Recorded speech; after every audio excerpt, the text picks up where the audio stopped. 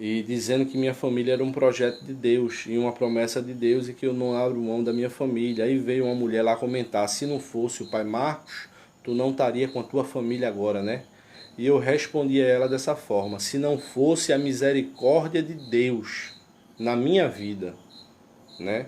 Porque o que eu estou vendo é muita idolatria, as pessoas idolatrando o homem, idolatrando as pessoas.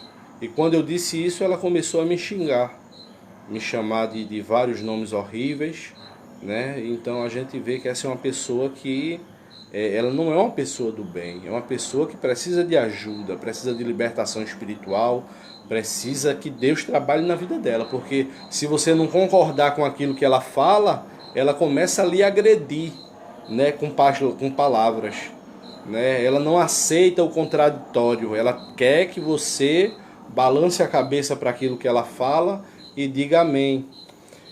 Alex está dizendo aqui: graças a Deus as águas estão baixando, mas o cenário é de guerra, triste situação. A gente tem acompanhado, Alex, eu sou aqui de Recife, Pernambuco, a gente tem acompanhado através dos noticiários e das redes sociais o que tem acontecido no Rio Grande do Sul. Marina Rodrigues: são as maquetes lunáticas. Muita gente que precisa sim ter uma orientação. Veja, gente, como eu estava dizendo a vocês, eu sou estudante de Direito, estou me formando no ano que vem. Passei lá pelo pai Marcos, conheci o pai Marcos pessoalmente, não só ele como a família dele. E acompanhei tudo que aconteceu com ele, né? E eu queria explicar a vocês, gente, que assim, saiu o mandato de prisão. Já tem gente falando aqui comigo no Zap. Muito bom, falem mesmo. Quando eu acabar a live aqui eu já respondo. Quando saiu o mandato de prisão para muita gente. Saiu o mandato de prisão para o Marcos, para o filho dele, o Wilson, para o Imexo, para o Budeu, para a Priscila, para a Adna, a avó Adna. Então já vai 6 pessoas. Saiu para outro rapaz lá que eu não sei o nome. Então foi numa faixa de umas 7 pessoas. Tereza Garcia, me adicionei no app. Eu falo com você, Tereza, assim que eu acabar a live. Muito obrigado. Então saiu um mandato de prisão para 7 pessoas. E aí começou aquele negócio, né, aquele burburinho nas redes sociais. E eu queria, como um pouco conhecimento de direito que eu tenho aqui, dizer a vocês como é que se funciona o processo, né, o curso de um processo penal, o inquérito policial, até a fase de alguém ser preso. Então isso, gente, passa por muitos órgãos, né? O que é que acontece? Chega uma denúncia para o Ministério Público, que foi o caso do Marcos. O Ministério Público pediu para que a Polícia Civil investigasse. A Polícia Civil passou 6 meses investigando e levantando provas, porque assim, para um juiz decretar um mandato de prisão de alguém, ele tem que ter prova, ele tem que estar convencido de que realmente houve crime, para que ele possa expedir um mandato de prisão. Um juiz formado em direito, né, concursado, ele não vai sair mandando um mandato de prisão aí à torta e à direita, sem nenhuma base, sem nenhum fundamento, não. Então como é que funciona? Um delegado, ele investiga um crime, ele apura todas as provas, ele junta ao inquérito policial as provas, né? E encaminha para o Ministério Público, mostrando ao Ministério Público: ao Ministério Público, eu investiguei aqui essa situação e as provas estão aí nesse inquérito, e cabe a você, Ministério Público, como, né, o guardião da lei aí, né, o que promove a justiça, oferecer a denúncia sobre isso que eu estou te apresentando, sobre esse inquérito policial. Aí se você vai denunciar, o que é denunciar? É levar até o judiciário, porque o juiz de ofício não pode sair prendendo ninguém. Ele tem que ser provocado. A justiça, ela é inerte até o momento que alguém provoca ela para que ela possa agir. Então o Ministério Público, de posse desse inquérito policial que veio de uma delegacia, que veio de uma investigação, o Ministério Público vai analisar esse inquérito, vai ver se as provas estão contundentes. O Ministério Público vai ver se tudo aquilo ali tem coesão, se tudo aquilo ali tem base, tem fundamento, se aquilo ali é verídico. Então, um promotor de justiça, ele estudou muito para estar ali. Não é um primeiro processo, primeiro inquérito que ele vai analisar. Então, ele vai analisar tudo aquilo de forma minuciosa. Então, quando o Ministério Público está convencido que realmente ali há um crime, ele vai fazer o quê? Ele vai dar o parecer dele, de forma técnica, escrito no papel, e vai enviar para a justiça, pedindo alguma coisa, pedindo uma prisão, pedindo uma medida cautelar, né, pedindo aquilo que o inquérito ou o processo necessita que seja pedido. Então, quando o Ministério Público envia isso para a Justiça, o juiz vai pegar esse inquérito, que já se torna processo, né? Vai receber ou não a denúncia. Para ele receber ou não essa denúncia, ele vai ler tudo aquilo que está lá. As provas, os indiciamentos, né? As ligações entre as pessoas, se tem fundamento, se não tem, se tem base, se não tem, se tem prova dentro do inquérito ou se não tem. E se o juiz convencido disso, que realmente está tudo ali, que tem motivos para virar um processo, ele vai receber a denúncia. E recebendo a denúncia, aí começa o processo de verdade na justiça, onde as partes vão ter direito de se defenderem, né? Vai ter direito a ampla defesa e ao contraditório, e aí o processo vai rolar. E no caso que aconteceu aí, o juiz, devido a tanta coisa que ele viu no processo que o Ministério Público junto com a Polícia Civil mandou para ele, decretou o mandado de prisão de 8 pessoas. Do Marcos, do filho, do Imex, do Budeu, da Adna, da Priscila, de muita gente. Então o que eu queria dizer a vocês com a minha percepção de estudante de direito, me formando no ano que vem, com pouco e humilde conhecimento de direito que eu tenho, é que juiz nenhum ia arriscar sua carreira de sair expedindo mandado de prisão para 8 pessoas, inclusive para uma senhora idosa de 80 anos, se não tivesse fundamento aquilo que estava no processo. Se não tivesse fundamento, o juiz não ia fazer isso não. Sabe por quê, gente? Porque acima do juiz tem os desembargadores, tem os ministros. Então o processo não só fica ali naquele juiz de primeira instância, não. Os advogados vão entrar, se o juiz fizer falcatrua e expedir mandado de prisão de forma ilegal, o que é que vai acontecer? A defesa, os advogados dos réus, vai dizer, olha, esse juiz aqui está agindo de forma, de forma maliciosa, de forma errônea, né, esses mandatos de prisão aqui são ilegais, vai recorrer ao Tribunal de Justiça do Estado e os desembargadores vão analisar aquilo ali e vai dizer, oxe, é mesmo, e vai punir aquele juiz. Imagina, um juiz estuda tanto para passar no concurso de juiz, um salário maravilhoso, para ser julgado, para estar ali estudando ou julgando e desgraçar a carreira dele por conta de quê? Por conta de quê? Me diga. Em favor de quê? Será que o juiz tem rixa de todas essas 8 pessoas? Será que o juiz também é um perseguidor dessas 8 pessoas? Então a gente tem que analisar o processo, um advogado, um promotor, a gente tem que analisar um processo de forma fria, sem envolver emoção, a gente tem que ser técnico para observar o que está nos autos. Então o juiz ali emitiu um mandato de prisão para 8 pessoas. Então se esse mandato de prisão for ilegal, quando chegar nas instâncias superiores, os desembargadores vão revogar esse mandato de prisão e colocar as pessoas em liberdade e ainda aplicar uma punição no juiz que fez isso. Então, gente, é um processo que é assim, ó, passa por vários órgãos, por várias autoridades que vão analisar aquelas provas. E se encontrarem fragilidade ali, né, os promotores, né, os ministros vão anular aquele processo. Não é verdade? Então, assim, aconteceu muita coisa que, na minha impressão, o que é que eu, Felipe, tenho como opinião? A minha opinião é o seguinte, gente. A minha opinião é que Marcos Bastos, ele ficou muito conhecido através do Facebook, do Instagram, muitos seguidores, e ele acabou se perdendo pela sua própria vaidade. Ele se perdeu pela sua própria vaidade, provocando muitas pessoas, porque ele achava assim, talvez que ele fosse intocável devido ao número de seguidores que ele tinha. Ah, eu tenho muito seguidor, o povo está do meu lado, nada vai acontecer comigo. E o que é que acontece? Ele se perdeu na sua vaidade, provocou muita gente, né? Zombou de muita gente.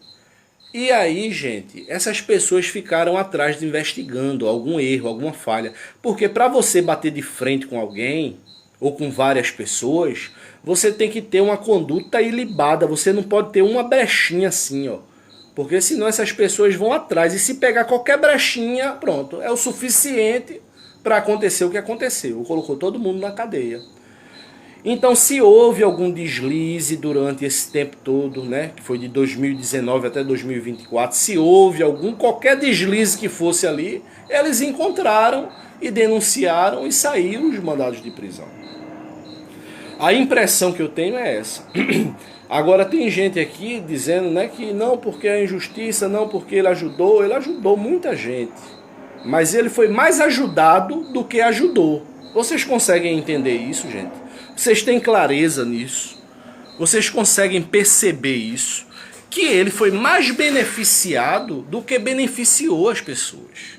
Ele tirou mais proveito para si próprio do que para as pessoas que realmente necessitavam. Por quê? Qual era o intuito do projeto? Qual era a finalidade do projeto? Era única e exclusivamente ajudar as pessoas moradoras de ruas, dependentes químicos, e restaurar aquelas vidas. Então tudo que entrasse era para ser destinado com força para essas pessoas realmente, né, terem as suas vidas restauradas. Mas a repercussão são 8 pessoas, gente. É uma responsabilidade muito grande para um juiz de direito emitir um mandato de prisão de 8 pessoas. Vocês têm que entender o seguinte, que a prisão é a medida mais gravosa para uma pessoa, né? É a liberdade da pessoa que está sendo restrita. A pessoa está sendo privada da sua liberdade. Então, para um juiz de direito emitir um mandato de prisão para 8 pessoas, ele tem que ter bastante convicção de que ele está fazendo aquilo com base na lei, com base em provas, com base em fundamentos. Porque senão, como eu havia dito, ele vai ser punido. Se ele fez isso por brincadeira ou por perseguição, a vida jurídica dele como juiz, ele vai ser punido. Porque acima do juiz tem um desembargador, acima do desembargador tem os ministros. Então não é assim que funciona não. Tem a OAB, tem os direitos humanos, tem o Ministério Público. Então será que todo esse povo está perseguindo essa família? Será que realmente não acharam nada de ilegal? Eu reconheço que ele abusou muito, zombando de algumas pessoas, provocando outras pessoas, e as pessoas começaram a investigar. Começaram a denunciar, a polícia começou a investigar, e com certeza devem ter achado alguma coisa, porque o juiz não ia emitir 8 mandatos de prisão por brincadeira. Essa é a minha impressão. É triste, gente, é triste. A gente fica triste com isso, fica muito triste. Porque as pessoas se corrompem, gente. Isso é você que está me assistindo, né? É o presidente da república, é o senador, é um deputado, né? É desde os tempos bíblicos, os reis se corromperam, Salomão adorou outros deuses por conta da corrupção das mulheres, né? Davi se prostituiu, né? E tantas outras pessoas falharam por conta do poder. O poder, quando chega para a pessoa não sabe administrar e começa a se corromper, começa a fazer coisas erradas. E aí os inimigos, as pessoas que já não gostam daquela pessoa, vai em cima e pronto. Aí descobre lá algum crime, alguma coisa e pronto. Só basta isso para a pessoa ir para o fundo do poço. Né? Deixa eu continuar lendo aqui. Tereza Garcia, ele não tem só uma preventiva não, são 3, olha aí, ó, 3 preventivas. Então são 3 causas diferentes, que eu acho que é a do carro, né, da dona a mulher lá que eu esqueci, que perdeu os 2 carros, né, e outras coisas. Então são 3, se ele se livrar de um processo, ele ainda não é solto, porque tem mais 2 preventivas lá. Então a situação é séria. Aqui, ó, Tereza, falando do governador, prefeito de Manaus, os caras vão atrás. Vão atrás. Se não achar nada de ilegal, não podem fazer nada. Agora o cara com telhado de vidro, falando mal de pessoas. Aí as pessoas vão atrás, descobrem o que é que tá de ilegal e bota pra torar. Entendeu? Bota a lei em cima.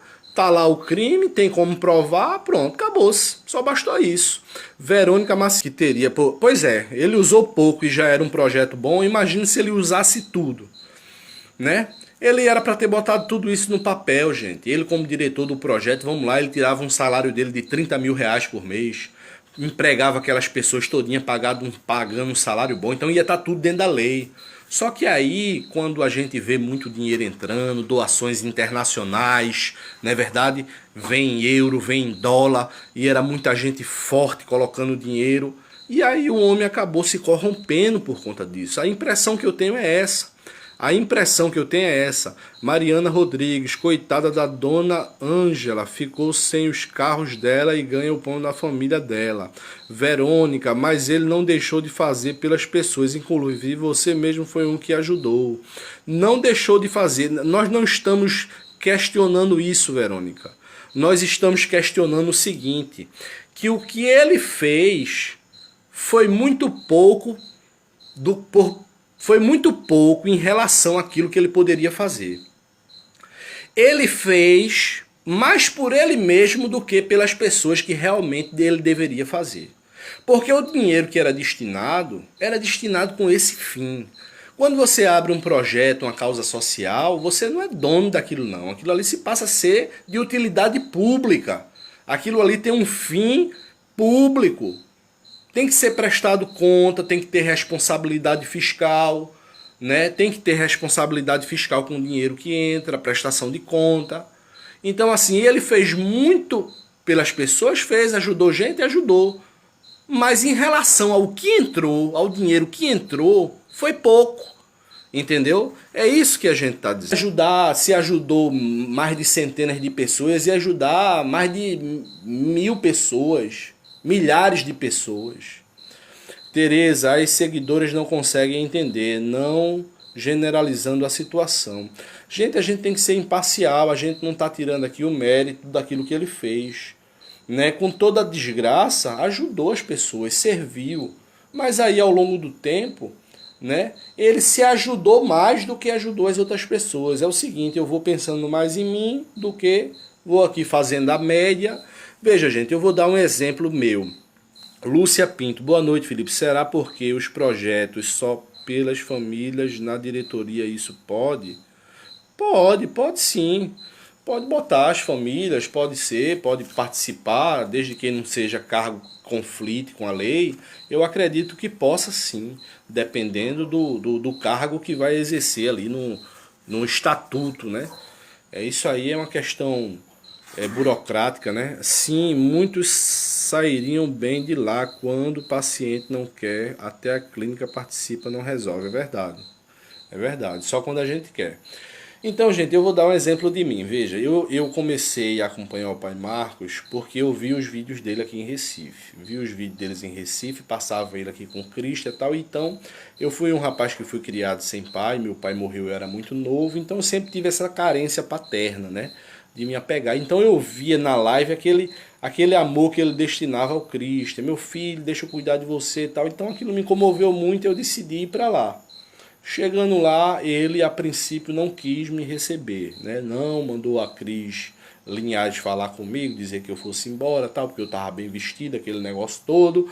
Aí depois fez uma live com minha esposa e resolveu me receber. Aí no outro dia, né, a Cris conversou com ele, disse a ele que ele se precipitou, que não sei o que não era para ter recebido. Ele mudou de ideia e me mandou para outro projeto, que foi o do pastor Daniel, o Portas Abertas. E eu fui para lá. E uma coisa que eu notei foi que ele ficava falando com o pastor Daniel, dizendo: e aí, como é que tá esse rapaz? Me manda vídeo dele. E eu fui notar que ele queria ver qual era o meu potencial artístico para as lives, para o conteúdo. Porque quem trabalha com internet, gente, quem trabalha com rede social, quer isso, quer conteúdo. Por isso que ele nunca abandonou a Natália, o Emerson nunca abandonou aquela Larissa, né? Porque essas pessoas, elas geravam audiência, conteúdo, e isso gerava recurso. E se esse recurso fosse usado em prol das pessoas, não tinha nada de mais nisso. Só que o que acabou acontecendo, gente, é que ele estava se ajudando mais do que ajudando as pessoas. Você veja, a investigação descobriu que foram mais de 20 milhões desviados, né? Isso aí vai ser provado ao longo do processo, se está no processo o juiz. É como eu digo a você, gente, eu acredito no trabalho policial, no trabalho da justiça. Será que todo mundo está perseguindo o promotor de justiça, o juiz, o delegado? Principalmente o juiz. Porque o juiz ele tem que ser totalmente imparcial. Entendeu, gente? O juiz não ia mandar. E outra coisa, a prisão lá tá lá, gente. Tá lá, tá preso ainda, o pessoal todinho. Se isso fosse uma prisão ilegal, os defensores, os advogados de defesa já teriam batido nos tribunais superiores. Já teriam ido atrás dos tribunais superiores para mostrar o crime que a justiça estava fazendo com aquelas pessoas. Privando as pessoas da liberdade de forma ilegal. Então isso ia dar um rolo tremendo para quem participou disso aí. Do delegado, do promotor, do juiz. Então ninguém, gente, uma pessoa concursada pública não vai arriscar, porque um concurso público para delegado, para promotor de justiça, para juiz, é dificílimo, concorridíssimo.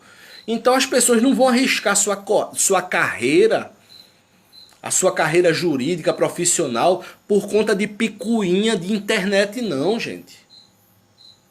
Podia ter raiva? Podia, mas foram investigar. Aí, opa, eu já não gosto desse cara e tá aí ainda um monte de coisa errada aqui, aí agora que eu vou fazer a festa. O meu pensamento é esse.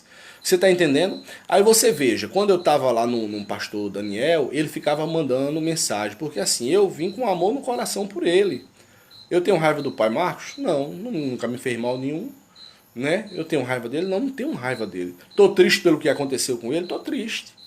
Tô triste pelo que aconteceu com ele? Tô agora. A lei tá aí. Quem planta, colhe. A gente tem que dar... Olha, a Bíblia diz assim, ó, de que se queixa o homem? Dos seus próprios pecados. A Bíblia diz, de que se queixa o homem? Dos seus próprios pecados, gente. Então, tá aí para dar conta. Se descobrir, ele vai ter o processo todinho aí para responder. Entendeu, gente? Vai ter o processo para responder, o processo vai rolar por muitos anos ainda. Então, gente, é triste o que aconteceu, é triste porque a gente via na live uma pessoa que começou com a melhor intenção do mundo, descobriu naquilo ali através da Marina que aquilo ali, através da Madonna, da Marina, que aquilo ali era uma forma boa de se comunicar e de entrar recurso, então ele apostou naquilo. Ele fez daquilo o trabalho dele, a vocação dele. Mas aí no meio do caminho acabou se perdendo, devido à grande quantidade de dinheiro que entrou. Tereza, quando ia gastar na rua, perguntava o que o adicto sabia para fazer a profissão, para colocar para trabalhar na chácara. Então assim, quando eu estava lá no pastor Daniel, voltando, né, ele perguntou, eu lembro disso até hoje, né, eu passei lá acho que uns 15 dias no pastor Daniel, e ele disse assim, o pastor Daniel me mostrou o vídeo, né? Pai Marcos estava perguntando por tu aqui, mandou eu mandar um vídeo teu. Aí o pastor Daniel mandou um vídeo, eu pregando a palavra. Pregando a palavra com entusiasmo, como eu sempre gostei de fazer. Aí ele pegou e mandou de volta pro pastor Daniel. E rapaz, o cabo é bom mesmo, viu? Eu vi quem tá perdendo essa benção aí sou eu. Ele disse assim, vou buscar o menino. Quem tá perdendo essa benção aí sou eu. Por quê? Porque eu cheguei para ele e ele me botou pro pastor. E foi isso que aconteceu. Ele foi me buscar porque ele viu que eu tinha potencial. Ele precisava de uma pessoa lá para os cultos, para a igreja, como ele sempre disse, que eu deixei um legado lá de oração, de buscar a palavra. Não é verdade? Mas acabou se perdendo no meio do caminho, gente. E a gente tem que ter a sinceridade no coração da gente disso. E tem que orar que isso sirva de lição. Gente, olha, a Bíblia diz que tudo concorre para o bem daqueles que amam a Deus. Quer dizer que ele vai se tornar uma pessoa inimiga, a pior pessoa do mundo? Quer dizer que a gente vai crucificar ele por conta disso? Não, gente, a gente é ser humano. A gente está suscetível a erro, a falha, a gente está suscetível a cair. Né? Quantos de nós aqui, vocês que estão me assistindo e que vão assistir essa live, não errou, não pecou, né? Não cometeu falhas? Aí por conta disso, não, a gente espera, o desejo do meu coração é que com isso ele seja quebrantado. Quem sabe isso não foi um encontro de Deus na vida dele? Para que realmente ele se quebrantasse na presença de Deus, né? Deixasse a prostituição de lado, a vida devassa de lado, né? A vaidade de lado, e se consertasse na presença de Deus, porque Deus é assim. Se não vem pelo amor, vem pela dor. Deus ele tem as formas de tratar com